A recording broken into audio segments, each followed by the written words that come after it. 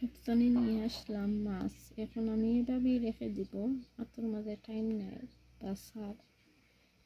এখন আমি দুপুর মাঝে ঠিকানা দেখতে পাচ্ছেন ভিউয়ার, সবগুলো মাছই অনেক ফ্রেশ, যত নয় অনেক মাছে একটু জিতাও লড়ের।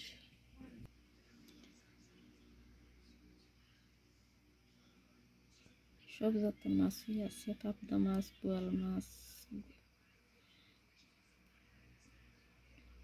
বাইং মাছ। এখানে আরো 3টা ট্যাংরা আনছি, কিন্তু অনেক বড় বড়, 4টা। অনেকগুলা পাপিয়া মাছ আনছি, তো এগুলো আমার বাসা সম্ভব নয়, তো আমি রেখে দিলাম ফ্রিজারও, এভাবেই রেখে দিব। আর সবগুলা মাছই তাজা, মাছে কিন্তু লড়েরও।